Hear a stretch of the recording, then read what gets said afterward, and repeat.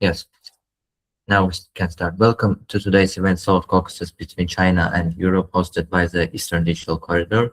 Due to the escalation in the Middle East, maritime trade routes are becoming more dangerous by the day. Consequently, the Middle Corridor is becoming an increasingly important alternative for trade between China and Europe. The South Caucasus is a key regional hub connecting the Middle Corridor, as you know.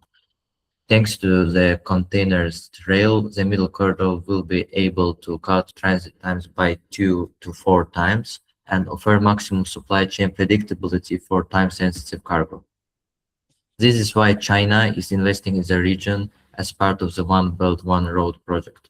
But as we see, unfortunately, Europe is not investing as much as China in regional logistics and infrastructure. At this event, we will discuss how Europe is losing the South Caucasus to China and the current situation, as well as what Europe can to do avoid losing it. So I want to introduce our speakers. First of all, I want to introduce Mr. Tigran. He is the chairman of the European Party of Armenia and chief responsible for Armenia in Eastern Digital Corridor. Second is our dear friend Jovan Jovanovic. He is the head of PR in Ava Europa, the European political party. Also, he was working in the Global Shapers, which is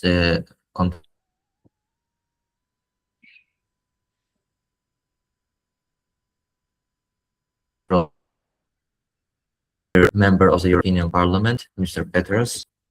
He will join very soon. So I think we can wait 2 more minutes for Mr. Petras, and then I will ask all of you one question, and you need to answer it very shortly to, you understand me, I hope. So,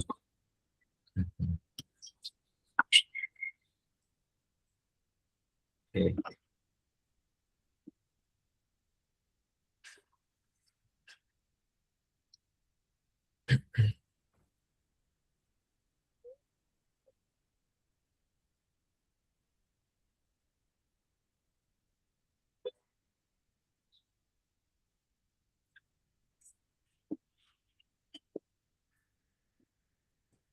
Okay, then let's start. The general question for all our speakers.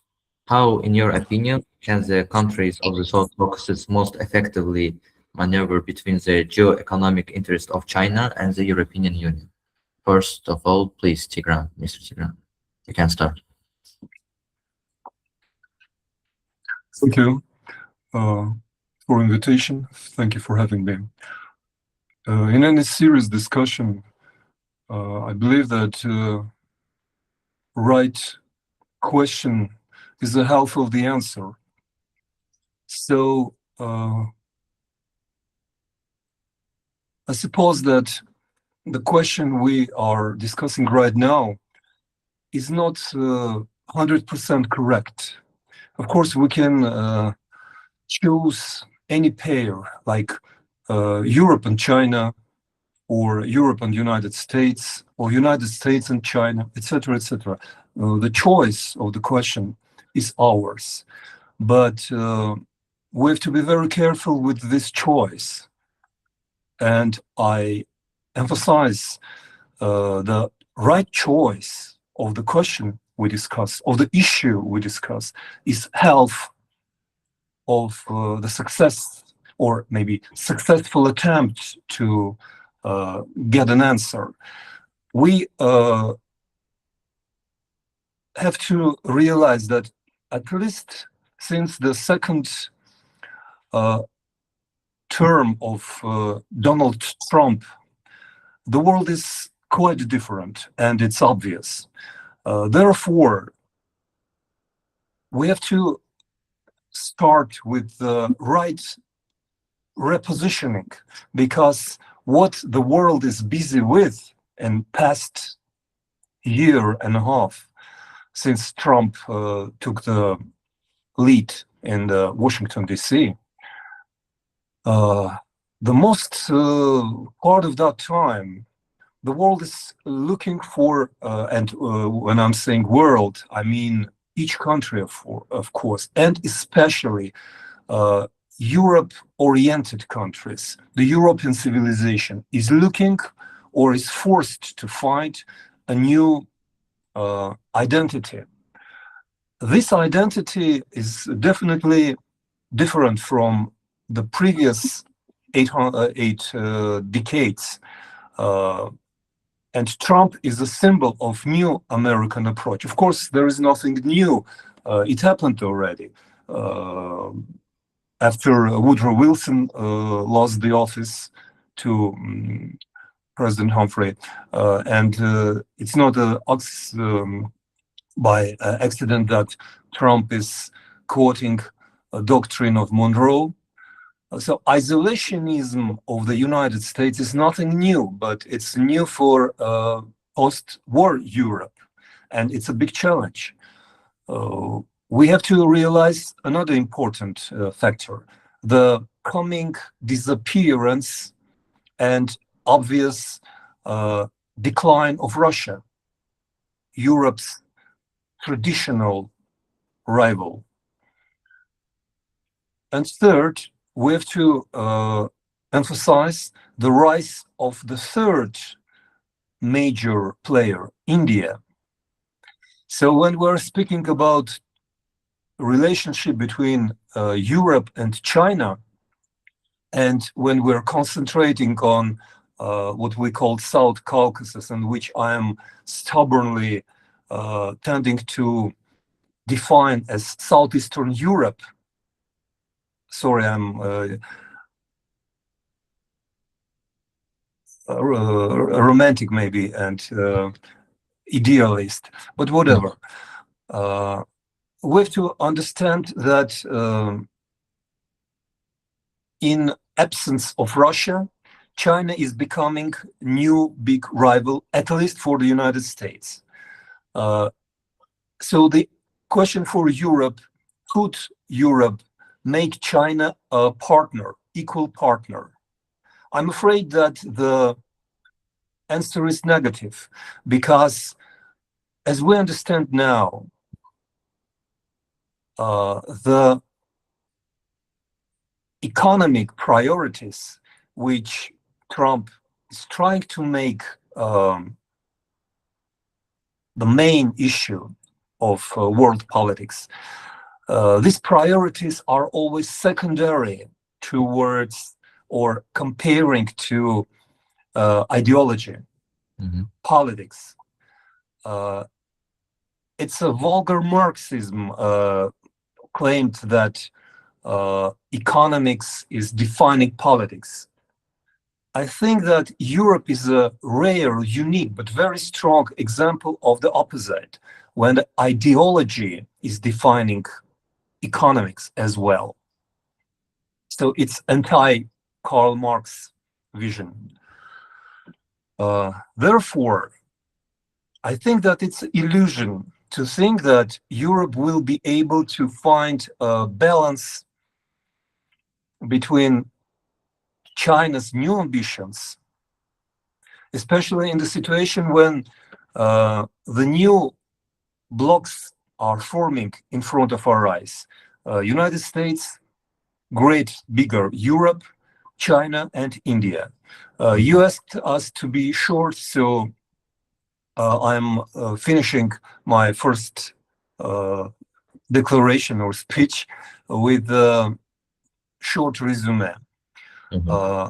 Europe is still looking for its identity, facing these huge challenges, both from United States and from China. And in the center of the current war with Russia, which is a European war, Euro-Atlantic war.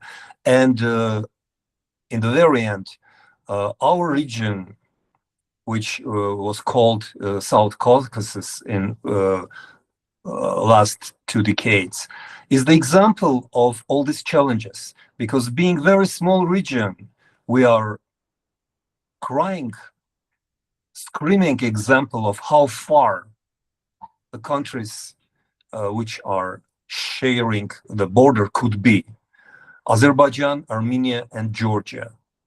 They are neighbors, but they cannot be farther ideologically, politically, and even economically. So I think that we have to find not a balance which is not in a vision. We have to find a safe way to get rid of the challenges we are facing. Thank you. Excellent. Thank you, Mr. Tigran. And what do you think, Mr. Jovan? First off, thank you very much for inviting me as well.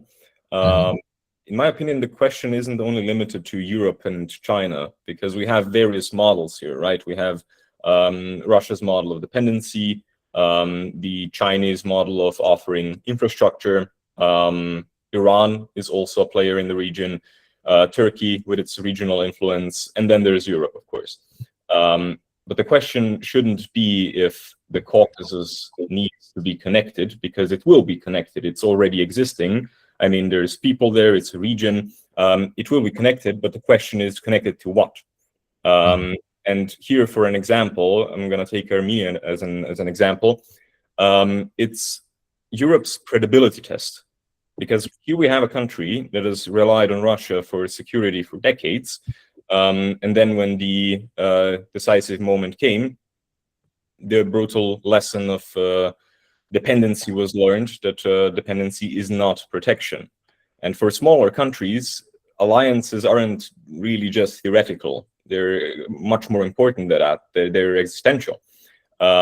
If a system fails of an alliance, territory can be lost, people can be killed, displaced, whatever. And after noticing that, Armenia began turning westward. Now, the main question for Europe is, what will we do regarding that? Because what will Europe do if Armenia wants to leave the Russian sphere of influence? If we only give speeches or symbolic visits and speak about monitoring the situation, it will result in Europe under-delivering. And that will echo a message across the entire region that Europe might applaud your courage, but we will not do anything materially. And here is what I think needs to be done. We need to offer actually tangible things. For example, security partnerships, infrastructure, trade access, visa liberation, things that are tangible in order to integrate this region into Europe. Thank you. Excellent. Thank you. Now I want to ask individual questions for all our speakers. So, Mr. Tigran. Okay. Armenia has expressed a desire to move closer to the EU. How do you assess the readiness of the Armenian society and institutions to adopt European standards in various fields? I'm the chairman of the party which has introduced the national referendum, which was replaced by the signature collection. And last year, on 26th of March 2025, National Assembly has adopted the law which we prepared. The law is called the EU accession law of Republic of Armenia. Unfortunately, 16 months later, the government does not implement the law which we introduced and which passed the parliament, which was adopted as a law.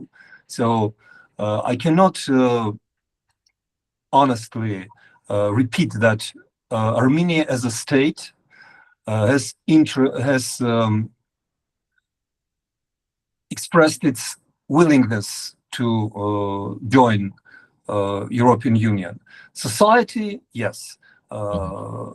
According to some independent American polls, more than 70% of Armenians from 24 to 26, from the end of 2024 up to May 2026, in 5 different polls, from 58 to 72%. That was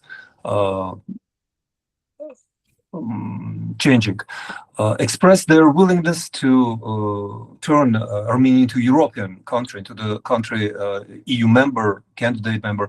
But the government is playing the game which I would compare to Georgian Dream games, and it's very dangerous game. It's something that Nikol Pashinyan is calling balanced approach, which is quite hypocritical and dishonest. That's why, as a part of democratic opposition, we are strongly condemning this approach.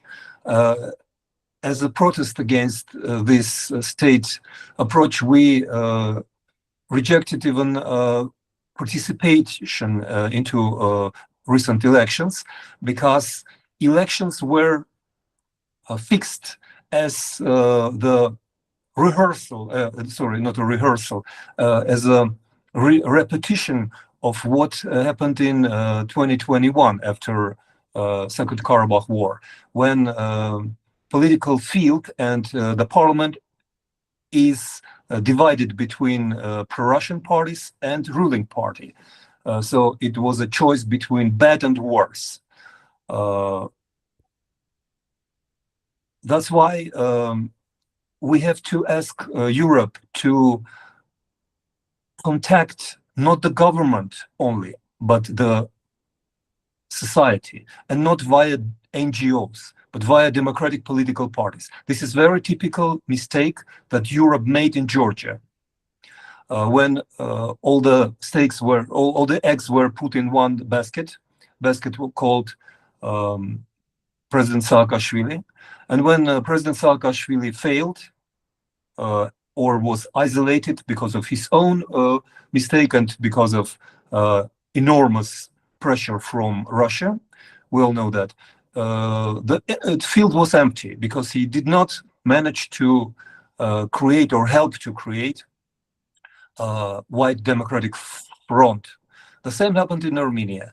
And I believe that the right approach will be the same which Europe chose now regarding Georgia.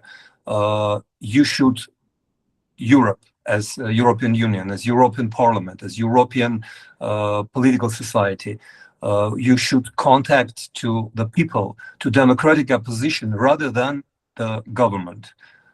Because otherwise the Georgian dream will become an Armenian nightmare here. I want to ask one more question to you, Mr. Tigran. Don't you think that Armenia should now, no matter Pashinyan's government or someone else, should balance between EU and Russia? If, for example, Armenia wants the EU, then it should balance with Russia, because Russia is controlling most of the economics, of the infrastructure, and also political parties. What do you think about it? No, not of course. Thing is that balancing, it's a wrong word. Political will of Armenian nation should have been met and addressed decades ago. Nikol Pashinyan became prime minister 8 years ago. During these 8 years, the trade balance between Armenia and Russia rose towards Russia, and the relations with Europe were declined. So the situation is even worse than before his coming.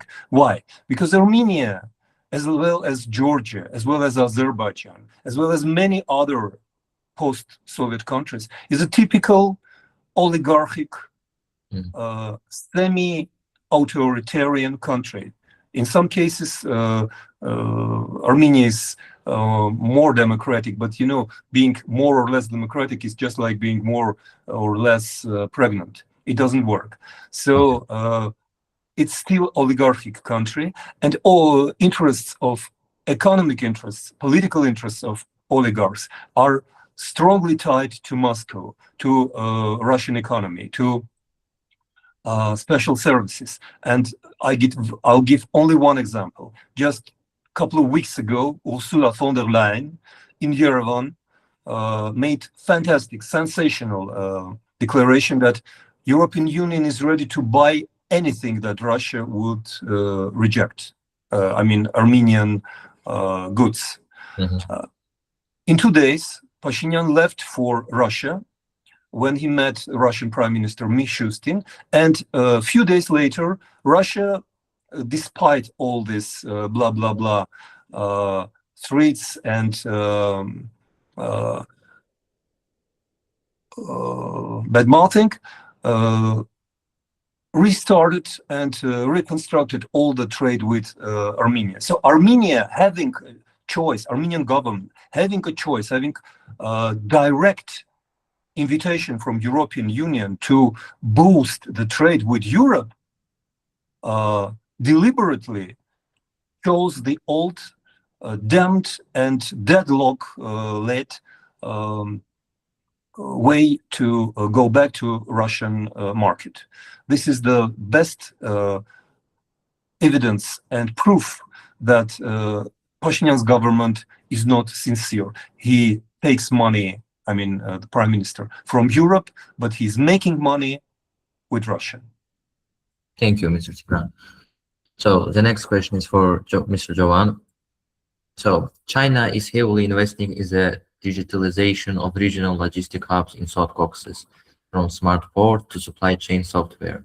In this context, how can EU and Eastern Partnership countries leverage the global gateway strategy to ensure technological sovereignty and build a resilient, secure digital middle corridor? What do you think? How EU can invest or do something?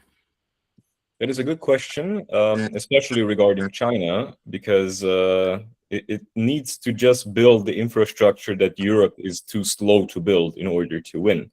And that is the harder challenge, because Russia uses fear, Russia uses war and dependency, and China can build concrete rails, give loans, expand digital systems, all of that.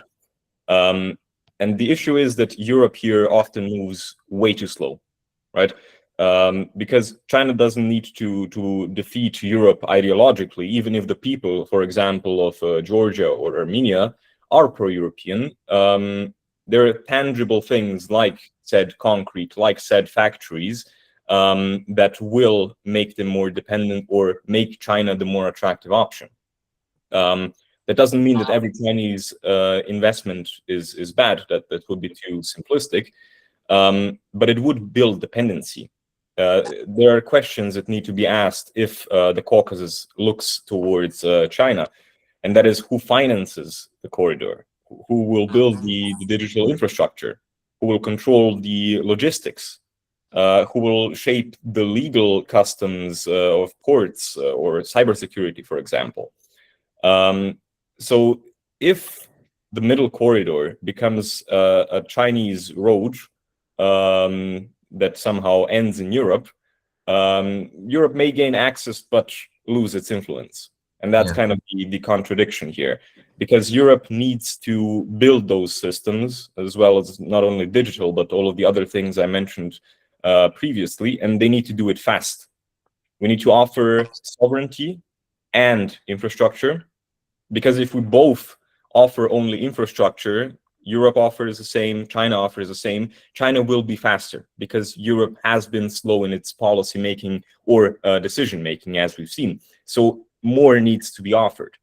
And here we shouldn't offer just the infrastructure and the dependency on us, but also some kind of sovereignty and integration into our system of Europe, that we can together coexist and actually thrive in comparison to just being dependent instead of Russia now on China. Thank you, Mr. Jovan. Great answer.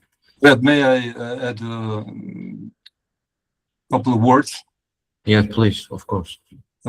Europe has implementing ambitious and great infrastructural project, which is called North-South Road.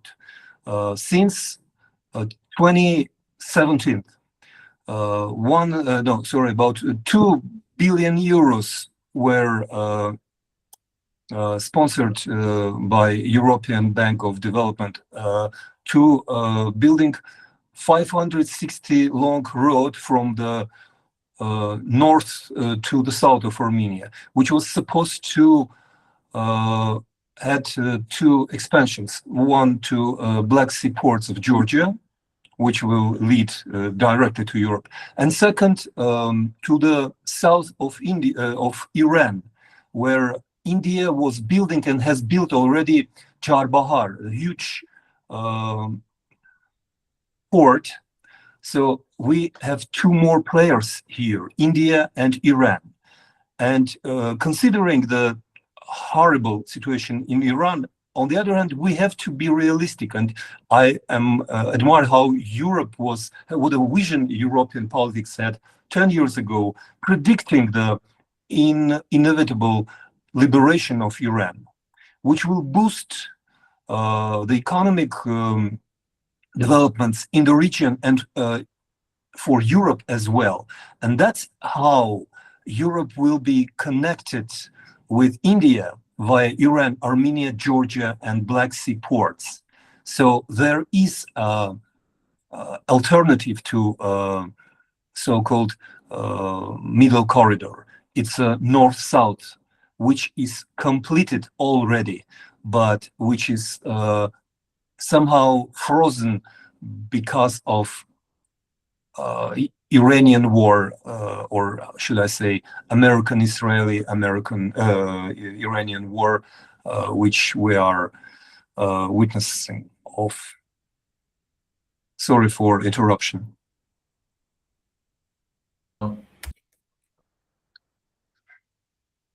No, a great answer. Thank you, Mr. Tigran.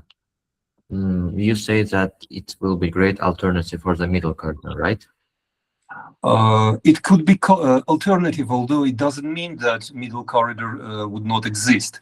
Thing is that there is a corridor already via Georgia, so-called BTK, Baku-Tbilisi, Kars railroad, which is already 10 years ago was ready, and which works only 10-15% of its potential.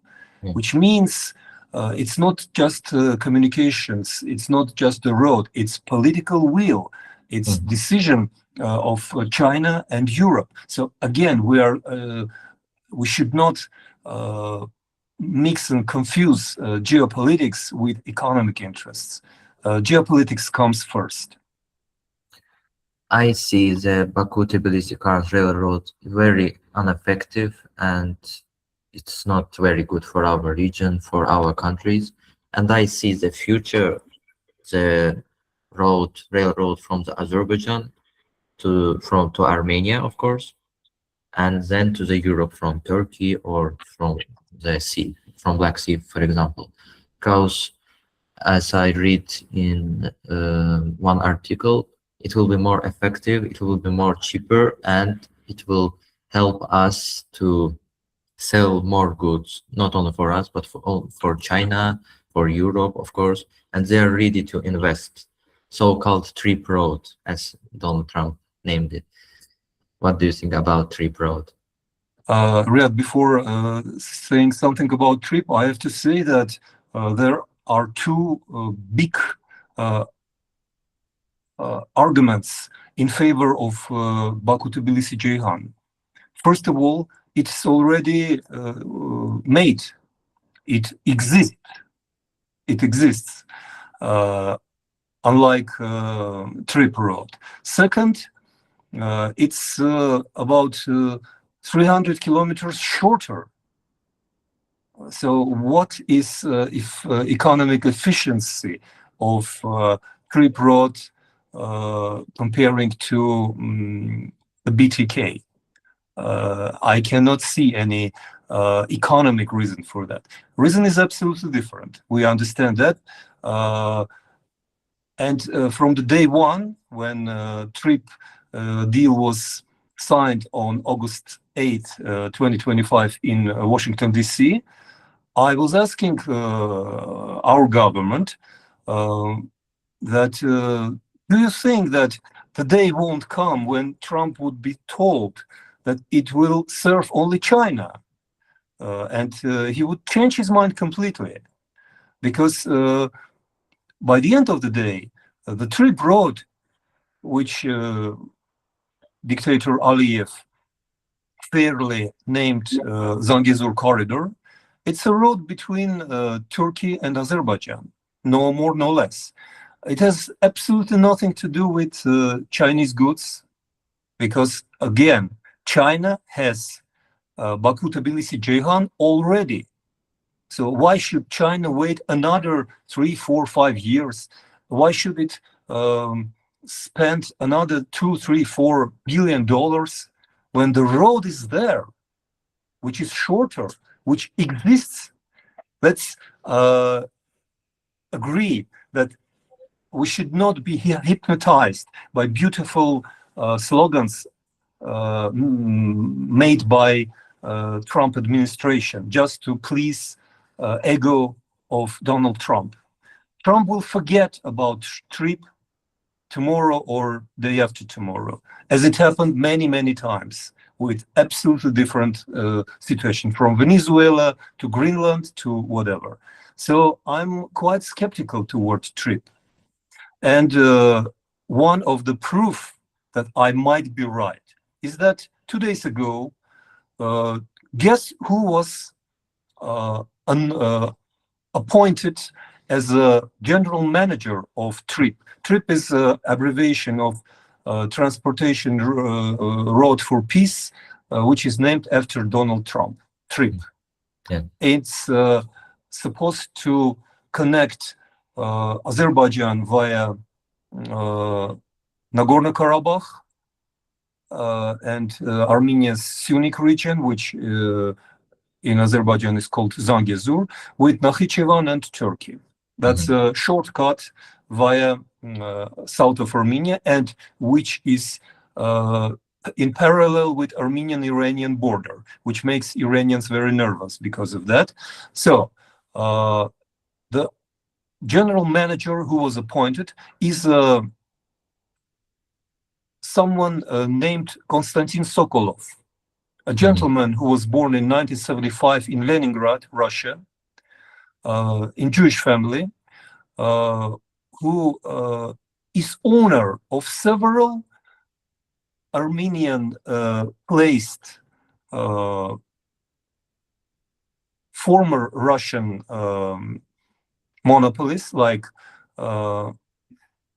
internet and cell phone network. Plus, last week he became an owner of copper and molybdenum mine called Terut. So he is a little oligarch which inherited Russian possessions in Armenia. And we know that Russian possessions could be inherited only and only by Putin's agreement. There is absolutely no other way. Russia will never give its possession in other country to anyone who is not controlled by Russian special services. We are big boys, right? To understand that. Yeah, that's the rules of the game. So suddenly it happened that Mr. Sokolov donated $12 million to the ballroom, which Mr. Trump is building near White House. And as in exchange, he got DC, Washington DC's agreement to become a general manager of the TRIP project, a person with very strange and dubious portfolio, CV, which with certain links with Russia, with Putin's Russia. How come that this could bring prosperity, peace, or reliability to the region? I sincerely do not know. Thank you, Mr. Tigran. I want to ask one more question for Mr. Jovan. So, why do you think Europe is weak in South Caucasus? Why, for example, Russia Russia is too weak too. But why China, for example, United States are very active in South Caucasus, but not Europe? Why? It's a question of activity, because, for example, Russia, what was the doctrine that they practiced for many years in the Caucasus or in general? They do not need allies to be fully stable. It's managed instability of the neighbors. They don't need them to be prosperous. They need them to be limited, and that is exactly why Europe needs to be present, because this doctrine of limited dependency is something that doesn't stem from Russia. It actually stems from China, because in the same way that Russia treats its neighbors, in a similar way, it is also treated by China. Russia is dependent on China massively. They're financing their war. They're utilizing North Korea to help them in the war in Ukraine. But Russia is dependent on China. And here we can see a similar trickle-down effect from China towards Russia and other countries that fall into this sphere of influence. This is why they're also fast, because they don't need to perfect a neighbor. They don't need to really invest massive amounts into the sovereignty of the people and make the voices heard and have things happen that the people actually want to happen. They just need it to function kind of in order to expand their sphere of influence. This is why they're faster. Of course, the additional factor is that they are mostly autocratic or dictatorships, so they can make fast decisions, especially if it comes from China, for example. And here Europe lacks. Here Europe, of course, is slower because we have parliaments, we have very slow legislative in the parliaments. We also have a lot of restrictions on the trade markets, on investment treaties as well, so that Europe, when it wants to invest somewhere, or if another country wants to invest in Europe, it's not the easiest. And these are issues that Europe has. These are the issues that we need to conquer, because otherwise we will just remain fully irrelevant in spheres of influence outside of Europe. So this is the reason behind it. And what Europe needs to do exactly is to make the restrictions not disappear, but make them more effective, so that we can actually invest in other regions, that we can actually support the people there. Because in Caucasus, as Tigran has very precisely mentioned, the people are not the same as the governments. And if the governments are autocratic or want to be nearer to Russia than to Europe, that doesn't represent the will of the people.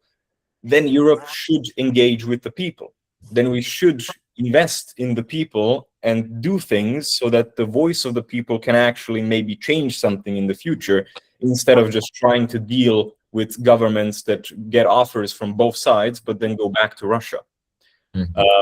This is what, in my opinion, Europe needs to do. It needs to expand its field of influence. It needs to engage with the people, with the markets, with the economy, and not just stay in its own mainland and say, okay, if they want to, they can, but we're not going to go and reach out the hand. We have to reach out the hands. There is no other way for Europe to exist in this multipolar world that we have of Russia, China, the US, India, and all of that, if we do not play the game as well. Riad, I have a comment to what Jovan said, if I'm allowed. Yeah, please. Yeah. First of all, I would like to emphasize the fact that Europe is definitely underestimated itself. And the story should be told. The real peace between Armenia and Azerbaijan, it's not what happened these days or in Washington, D.C. last year, which Mr. Trump described as his big victory. No, it's Europe which stopped the war, and I could even mention the certain date. It's late October of 2022.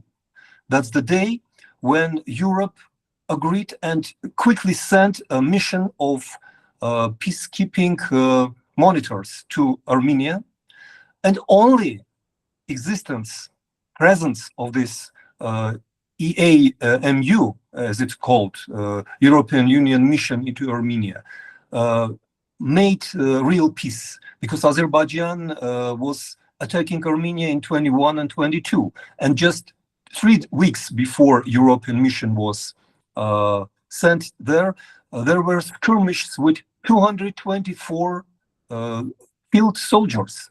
Since the day European mission is located there, no single Armenian or Azerbaijani soldier was killed. So this is the peace. 4 years ago it was done. And now the second part of the question, which Jovan answered graciously, and I would like just to add local vision, if I may. Europe is not wrong. Europe is too honest, because Europe is sponsoring institutions. Europe financed Georgia. I will take just one example of Georgia. Europe invested more than $12 billion to reforms of Georgian police, Georgian judiciary, Georgian ports, Anaklia, Georgian infrastructure, city of Kutaisi, city of Batumi, billions of dollars, comparing to $2.5 billion to Armenia. But why it's so important? Because Georgians, having all this enormous support of Georgia, they were bribed by Russians. When I'm saying Georgians, I don't mean society. Russians spent just $500 million, $40 times less. What did they done? They chose the handful of oligarchs and corrupt politicians like Ivanishvili, and they helped them to take a power. And I can't even say how much it cost. Ivanishvili won because he promised to pay all the bank debts of Georgians. It was approximately $640 million, about $500 million. Again, compare it with approximately $30 billion, which was invested since 2003, since the time of Saakashvili. So Russians are bribing oligarchs and they are buying the country. Europe cannot allow itself to buy the country or to bribe the country. Europe is sincerely, like a noble gentleman, they are trying to support the country's institutions. But there is just one mistake. You could support institutions in democracy, but you cannot support institutions when they do not exist, because in dictatorship or in semi-authoritarian countries like Armenia or Georgia, I'm not saying about Azerbaijan. Azerbaijan recently just cut its ties with European Council, you know. But there are no institutions, and all the judges, mayors, ministers are in the pocket of Prime Minister. So Europe should realize the situation and not to waste its money, as it did in Georgia and as it is doing now in Armenia, although more cautiously. Thank you. Excellent answer, Mr. Tigran. I like it very much. So last question for you, and then our audience will ask you their questions, and I will their questions too. So, Mr. Tigran, what do you think? How Armenia can take over its economy, its infrastructure from Russian hands? And what do you think about risk that China can take over it from Russia? Eventually, China's presence in Armenia was very strong 15 years ago. You won't believe, but completely all the ambulances, you know, this special cars with emergency medical aid, were which are working in Armenia 10, 15 years ago, they were presented free of charge by China. More of that, all the city buses in Yerevan were presented by China. That was a gift. Why? Why so? That was a bribe, of course. But it was so before 2015, 2016. Later on, when Russia decided to change its main allies in the Caucasus, and Baku was chosen as a main strategic ally, Moscow, it's my speculations, I cannot prove it, but China aid was cut at once. China stopped supporting Armenia. I don't want to go farther. And right now, China is very cautious and very passive in Armenia, because I was acquainted with all Chinese ambassadors, except this one. The current ambassador is not willing to make any contacts with political parties, with society, and even with the government. So China is very passive right now, because China is following Russia's formal approach in Armenia. China is concentrated on Central Asia. You heard what happened in Astana 3 days ago. China's investment in Kazakhstan alone is more than 11 billion, plus Kyrgyzia, plus Tajikistan, plus Uzbekistan and Turkmenia partly. So China is not interested at this moment. China is concentrated on Iran, and they know that outcome will be not positive for China. So China is concentrated on Central Asia, on Azerbaijan as well, but not interested in Armenia and Georgia as it was some 10, 15, 20 years ago. China's interest towards Georgia and Armenia has declined. So there is no big threat at this moment, because China realized very well something that we do not dare to say. There are new borders in this world. They are drawn right now. Armenia and Georgia probably will be on the left side of this border, on the western side. China is concentrating on the right side of the new frontier. And this is the reality which we face right now, I guess. Thank you, Mr. Tigran. Now I want to ask our audience who wants to ask question to our speakers. Please raise your hand and say your question. Seljan, please. Okay, hello everybody, and thank you for the wonderful conversation.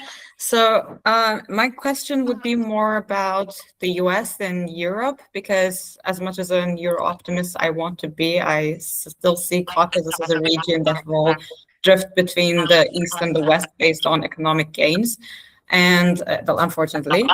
But right now we are with Trump, and there's a different approach to Caucasus, which is also benefiting Azerbaijan a lot. But if the future US president is a different person, I don't have much of an idea about the Democrats, but if we go into this Republican Vance or Rubio wing of the question, how do you see the future under Vance and under Rubio?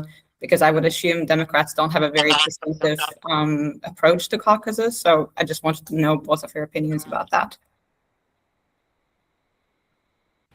Thank you for your question. And to who it was question? To Tigran or Mr. Jovan? Or It was taking too much. Maybe Jovan would like to start. Yeah, please. Sure. I mean, the administration in the US was not only rippling effects through the Caucasus, but all over the world. So if the same regime stays, like with Trump or Republicans, I think we can expect a more opportunistic approach of the US.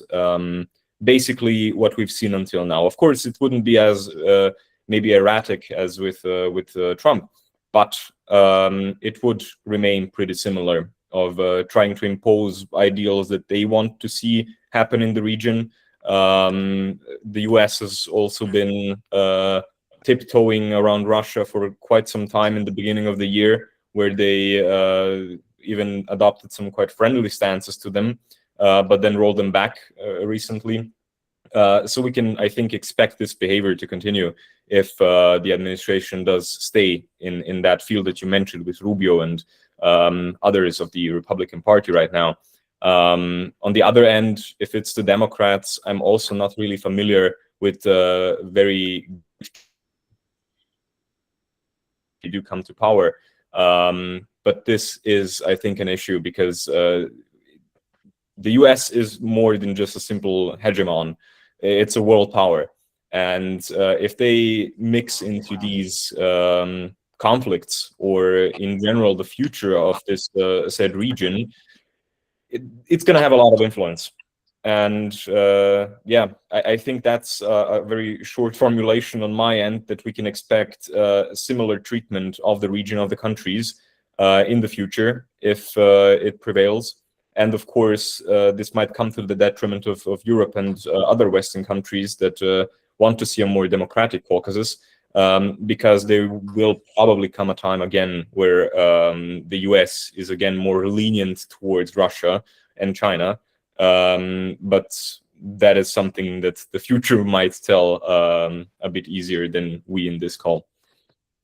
And sorry to interrupt, but I do also see a possibility for a scenario where we have an Armenia and Georgia, which is leaning more towards Europe and its democratization process, but Azerbaijan keeps playing the opportunistic game and changing the dynamics in the region. Yes, I see that as well, absolutely, because with Georgia, we have the situation that the people are very pro-European. We don't need to change much in that regard, but the institutions, the government is an issue. With Armenia being quite pro-European as well, and Azerbaijan being the complete or very much pulling in the other direction. And for Europe, of course, we can't just overlook Azerbaijan. The energy Europe does need, but we can't just give a blank slate of, okay, yeah, we need the energy, so we will do everything that you also like. Because then it signals, as I've said in the beginning, the same message to Georgia and to Armenia. Because I don't think the support of Armenia to just, with that 43-kilometer road that we've also discussed, it can't be built upon Armenian sovereignty. It needs to be built with Armenian sovereignty. And here it needs to be juggled a little bit, because, as you've said, Azerbaijan is pulling more to the east. Yeah, it's going to remain interesting. Thank you. Thank you for the question. And who wants to ask one more question? Raise your hand if you want to ask a question to our speakers.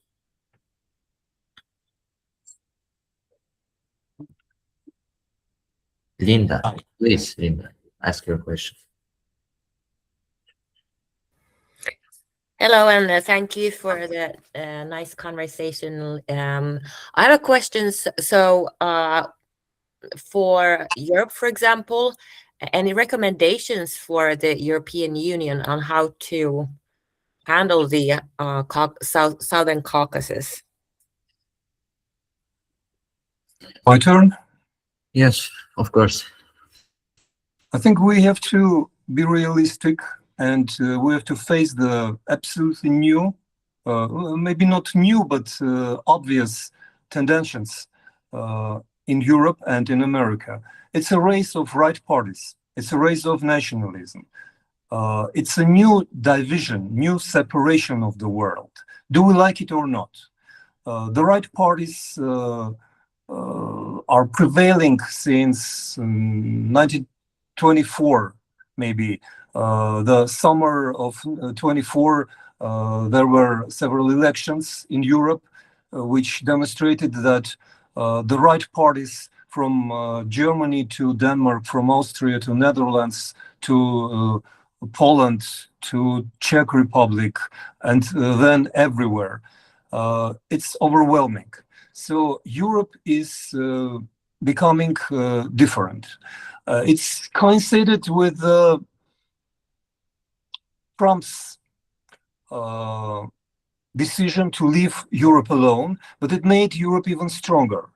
This strength, this empowering of Europe is not a just coincidence that it is in parallel with the rise of the right-wing parties. Europe is becoming more nationalistic, more conservative. Do we like it or not? I'm not giving estimation. I think that you agree that this is what's happening. Next year, probably the right would win in France because Macron is going. And this will change not only France, it will change Europe completely. And it's very sensitive for Armenia because Armenia has very traditional ties with France. I think that one of the first politicians who realized that is Mr. Ilham Aliyev, who made his choice, and he realized that considering the recent attacks of Europe on Turkey, on Cyprus question, on genocide issues, on many other human rights violations, he realized that Europe, by the way, these attacks coincided with NATO summit in Ankara. These 3 or 4 resolutions of European Union were issued the very same week when Ankara was hosting NATO summit. So it's not a coincidence, it's a position. And Mr. Aliyev realized that this is a precedent. And he realized that the coming Europe will leave no room for Azerbaijan, as well as for Turkey, maybe. I don't know. It depends on Turkish development after Mr. Erdogan, although I think that he took care of that, and Mr. Fidan will continue the same politics. Whatever. Considering Georgia and Armenia, I think that Europe had made a choice, and in the beginning of the May, when Yerevan hosted unprecedented, huge summit of European political society, unfortunately, Pashinyan did not understand and did not appreciate what happened and what chances he had. But the decision is made for Armenia without Armenia. I think the same is true about Georgia.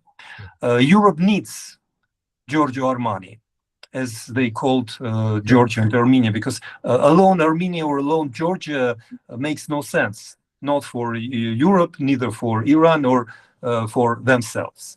So this is more or less understandable, but there is a pause, strategic pause, like in music. The world is waiting for Iran. Mhm.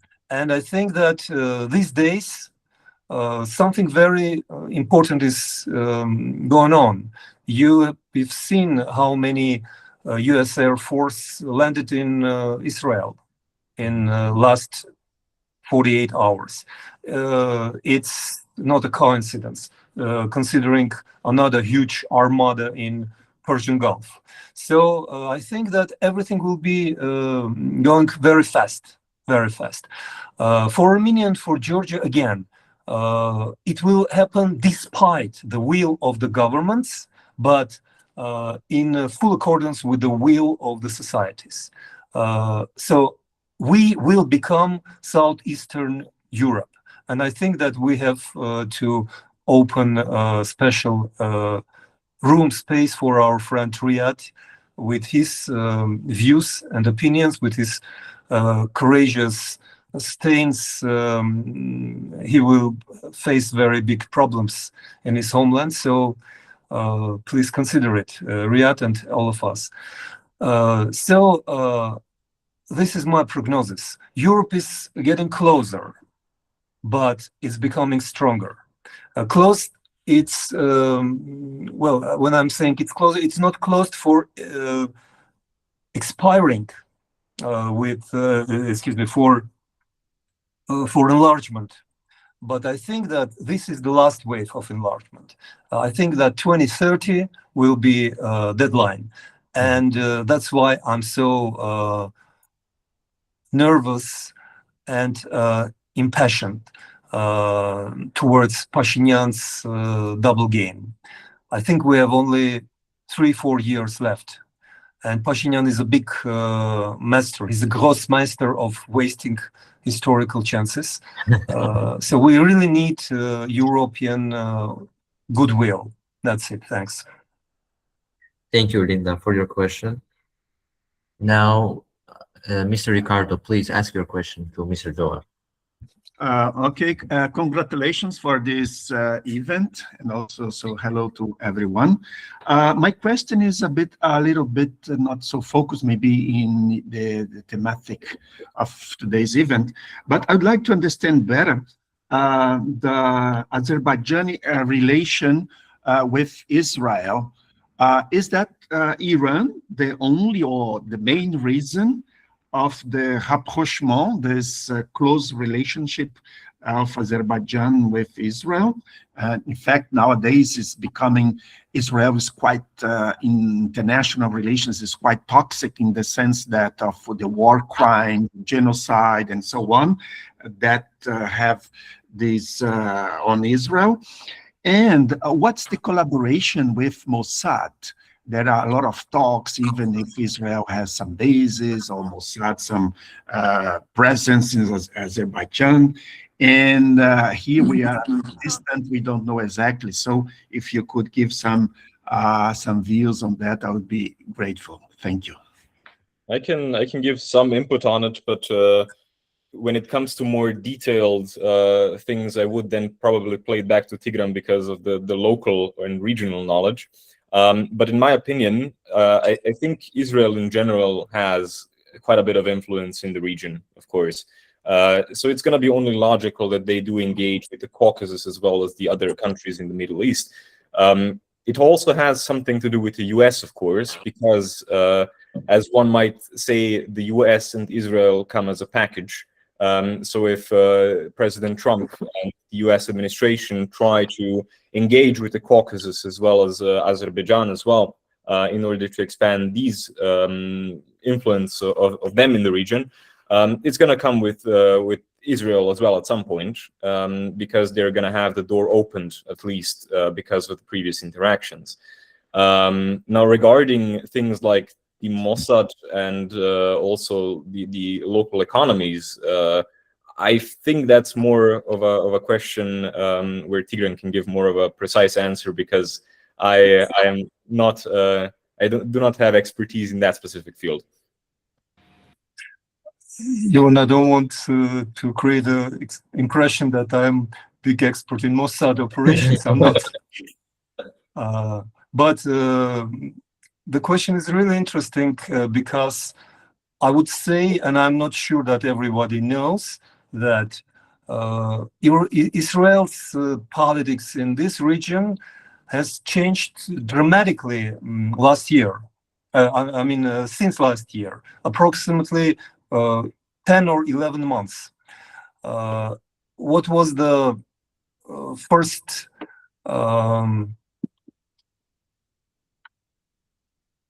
proof of that? Suddenly, in September 2025, during one of radio interviews, Mr. Netanyahu announced that he's ready to recognize Armenian genocide. It was shocking because for decades, Israel was supporting Turkey on this issue as well. Since that time, there were another two, or in summary, 3 attempts of Israel to approach Armenia. And last month, Israeli government has recognized genocide officially, although Knesset, parliament, did not yet. Whatever. The more important is that since autumn 2025, the new trend in Israeli politics in the region is that Iran is not a arch-enemy anymore, and it's replaced by Turkey on the different layers and levels, from Bibi Netanyahu to Mr. Saar, foreign minister. Israel declared that Turkey is a cuckoo egg in Western nest, and it should be thrown out from NATO. It should be thrown away from Europe, and that Israel regards Turkey as its regional enemy. More than this, Israel is trying to make a new alliance with Greece and Cyprus against Turkey. It's not yet directly affects Israeli-Azerbaijani connections, but it might, it would, or it could. Armenia, Pashinyan's Armenia, does not reply. Pashinyan said he doesn't want to weaponize the genocide recognition, but we all understand that it's not about genocide. That's about creation of new regional alliances. And Israel is going to play more active role, especially because we understand that Israel doesn't want the annihilation of Iran, but it does want the change of regime. The liberal pro-Western regime change in Iran is something that Israel is regarding as its one of the main goals. So I think it will make a very big influence on coming events in a year or two. Great. Thank you, Mr. Ricardo, for question. Oh, Sejan have question. Please. I have a question for Mr. Khzmalyan. I hope I pronounced his name correctly. I'm sorry. So considering Israel's ambitions for a more liberal Middle East, and I would say / Caucasus, don't you see an opportunity for a better cooperation between Armenia and Israel in the future, and actually a unification of the society based on some common history of genocide and etc.? Do you see an opportunity for this? I have to be cautious because I cannot speak on behalf of Armenia. I'm not Armenian official. As a chairman of European Party of Armenia, democratic oppositional party, I can say that we are 100% supporting the rapprochement with Israel on this issue. We strongly believe that Armenia and Israel should go back to history. And it's not my idea, it was Netanyahu who reminded how close Iranians, Persians, or Parthians were to Israeli kingdom in the times of King Cyrus. The same we know from our ancient history, and Israelis are mentioning ancient history, and it's for purpose, of course. So current government is not in this course. They are very cautious. They are still depend on Russians. They depend on current Iranian regime, which they don't want to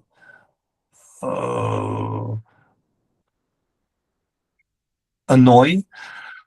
So I think that Armenia is on the edge of big changes in its regional policy as well towards Israel. We believe that our countries will be much closer than they are now. Thank you. Anyone has question? Please raise your hand. Or Mr. Jovan, of course.